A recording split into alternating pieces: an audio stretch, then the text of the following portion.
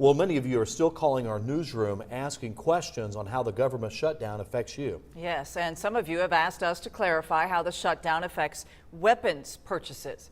News 10's John Swanner explains that, plus clears up some misconceptions that surround gun ownership. Even on a Wednesday afternoon, customers came to visit Top Guns in Terre Haute. If you're also in the market for a weapon, Top Guns owner Steve Ellis says don't let the government shutdown stop you. As of right now, there's no impact on the firearm industry as far as the shutdown's concerned. When you buy a gun, you fill out paperwork and the gun shop calls the FBI.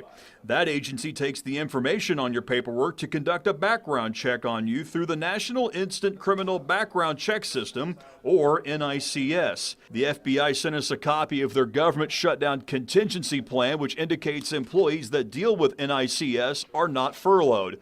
So they will still process background checks despite the gridlock in Washington. The information that does not go in is we do not tell them what the gun is or how many guns they're purchasing. What we do tell them is, are they buying a handgun or a long gun, because that dictates what type of check that they do. So if the government shutdown doesn't affect gun purchases, what about gun permits? The answer is no.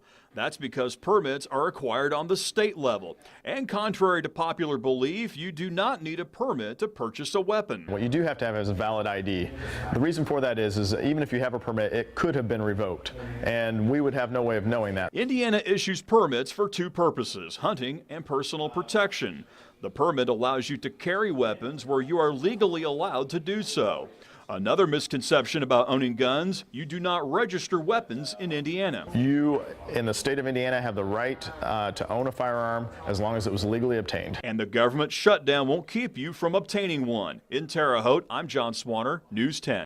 Ellis did say that sometimes the background check is not always completed the same day. Sometimes the FBI will take as long as a few days to complete the check before a gun can be purchased.